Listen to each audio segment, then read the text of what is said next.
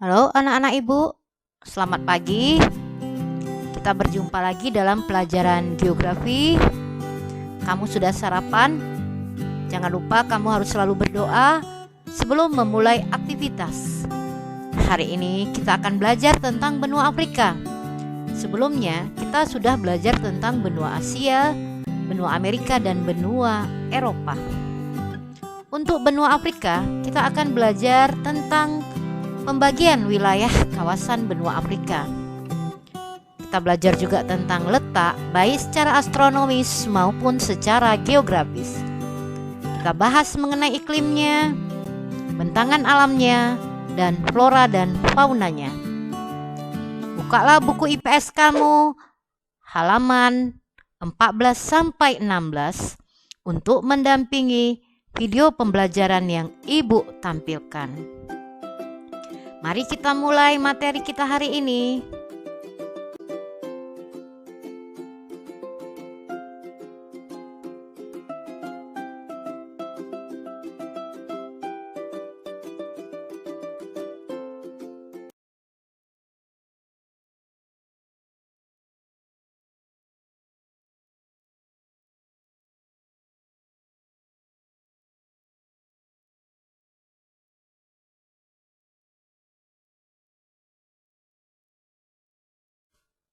Tetapi sebelumnya, ibu akan perkenalkan kepada kamu hal-hal yang penting tentang benua Afrika yang perlu kamu ketahui. Ini kamu sudah pasti tahu bahwa Afrika adalah benua ketiga terbesar di dunia setelah benua Asia dan benua Amerika. Ada beberapa julukan untuk benua Afrika. Yang pertama, Afrika sering disebut sebagai benua semenanjung. Dilihat dari bentuk wilayahnya. Kamu pasti ingat apa arti semenanjung? Semenanjung adalah bentuk daratan yang menjorok ke perairan. Lihat peta yang ibu tampilkan. Wilayah Afrika, daratannya berbentuk semenanjung yang menjorok ke perairan. Julukan yang lain untuk Afrika adalah Afrika sering disebut sebagai benua hitam karena mayoritas penduduknya adalah ras Negroid, yaitu ras yang penduduknya mencirikan kulit berwarna hitam. Benua hitam juga julukan bagi Afrika karena benua ini dianggap masih penuh misteri.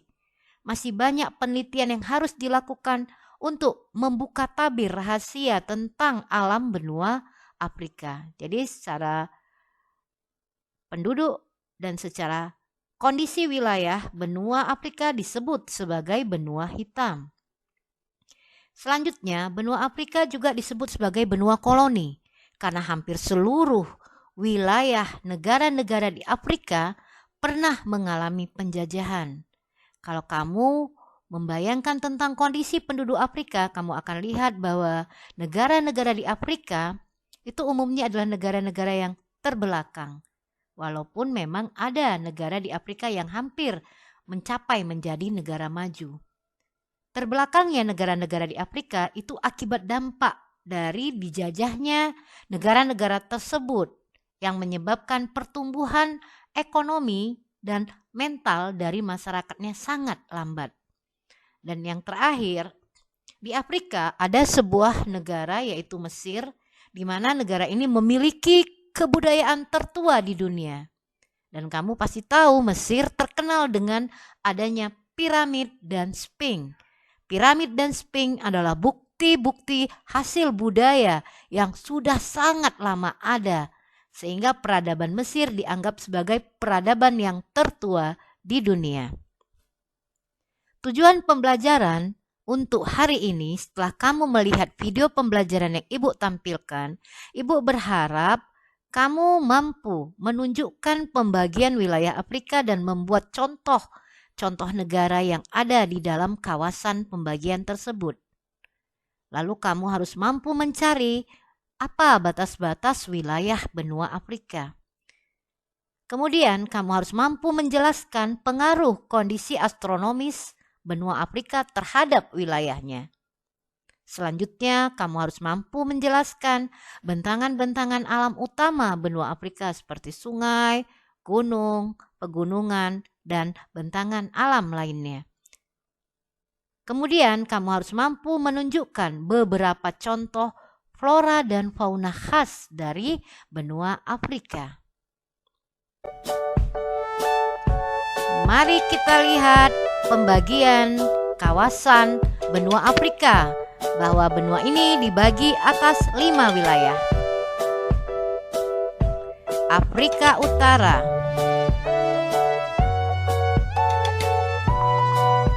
Afrika Timur, ini negara-negaranya. Afrika Barat,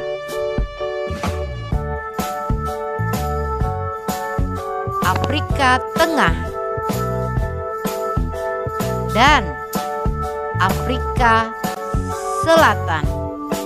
Dari pembagian kelima kawasan ini jelas kawasan Afrika Selatan yang memiliki jumlah negara yang paling sedikit.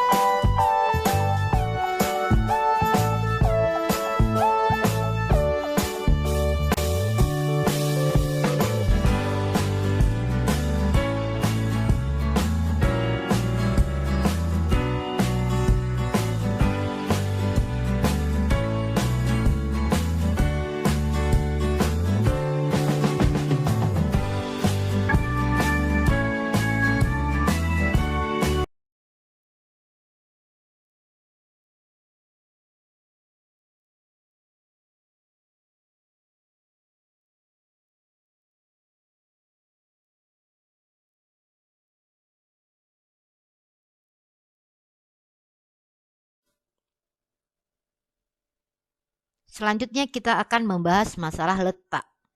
Yang pertama kita bahas letak geografis. Membahas letak geografis berarti kita membahas batas-batas wilayah. Di utara, Afrika berbatas dengan Laut Tengah. Di timur, Afrika berbatas dengan Laut Merah dan Samudra Hindia. Di barat, Afrika berbatas dengan Samudra Atlantik. Bagaimana dengan di selatan? Sudah pasti Afrika berbatas dengan perpaduan antara Samudra Hindia dengan Samudra Atlantik. Letak berikutnya yang kita bahas adalah letak astronomis. Secara astronomis, Afrika berada di 37 derajat lintang utara sampai 34 derajat lintang selatan dan 17 derajat bujur barat sampai 51 derajat bujur timur. Posisi astronomi seperti ini menunjukkan posisi yang sangat istimewa untuk Afrika. Karena dengan posisi seperti ini, maka benua Afrika berada di 4 belahan bumi, baik utara, selatan, timur, dan barat. Selain itu, keistimewaannya adalah benua Afrika dilalui garis lintang 0 derajat, di mana terdapat garis khatulistiwa, dan juga Afrika dilalui oleh garis bujur 0 derajat. Secara astronomis, dilihat dari letak lintangnya, Afrika beriklim tropis dan subtropis. Dan dilihat dari letak bujurnya, Afrika mengalami 5 perbedaan daerah waktu. Iklim yang terdapat di Afrika kita tinjau dari 2 segi. Secara astronomis, tadi sebagian besar Afrika itu sebenarnya beriklim tropis. Walaupun ada juga wilayah-wilayah Afrika yang beriklim subtropis. Wilayah yang beriklim subtropis berada di Afrika paling utara dan paling selatan. Dan kamu harus ingat kalau iklim subtropis itu umumnya memiliki 4 musim, tapi berbeda dengan Afrika. Di iklim subtropisnya, Afrika hanya memiliki 2 musim, musim panas dan musim dingin. Secara fisik, secara bentangan alam, Afrika beriklim kontinental yang kering. Kontinental artinya beriklim darat. Lawan dari iklim kontinental adalah iklim laut.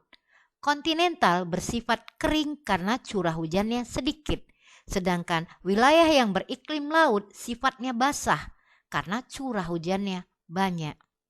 Selain itu, di Afrika juga mengalami iklim gurun dengan kondisi alam yang sangat kering. Karena di Afrika terdapat 2 gurun pasir terluas di dunia. Bentangan alam utamanya yang pertama adalah pegunungan. Afrika memiliki 2 pegunungan utama, di utara namanya Pegunungan Atlas dan di selatan namanya Pegunungan Naga atau Pegunungan Drakensberg. Gurun pasir utamanya Gurun Sahara di utara. Gurun ini merupakan gurun terluas di dunia. Dan di selatan ada Gurun Kalahari. Sungai-sungai utamanya adalah Sungai Nil, Sungai Oranye, Sungai Kongo, dan Sungai Niger. Dan kamu harus tahu bahwa Sungai Nil merupakan sungai terpanjang di Afrika sekaligus sungai terpanjang di dunia. Kemudian daerah basin. Basin itu sama dengan lembah atau cekungan. Jadi basin di Afrika itu ada di sekitar Sungai Kongo dan Sungai Niger. Selain itu ada juga basin Chad dan basin Kalahari yang berada di Gurun Pasir Chad dan Gurun Pasir Kalahari. Danau terbesarnya adalah Danau Victoria. Danau ini dikelilingi oleh 3 negara, yaitu Uganda, Kenya, dan Tanzania. Sedangkan gunung tertingginya adalah Gunung Kilimanjaro. Gunung Kenya adalah gunung tertinggi kedua di Afrika. Keistimewaan dari Gunung Kilimanjaro adalah selain merupakan gunung tertinggi di Afrika, Kilimanjaro juga merupakan gunung api tertinggi di dunia. Jadi Gunung Kilimanjaro ini sifatnya masih aktif. Gunung ini terdapat di negara Tanzania. Sekarang kita melihat kondisi flora dan fauna Afrika.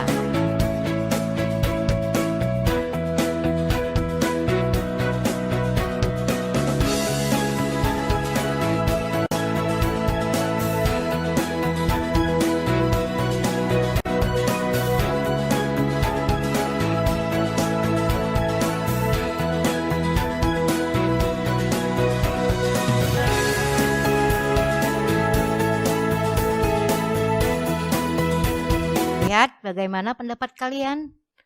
Begitu unik keanekaragaman flora dan fauna di Afrika.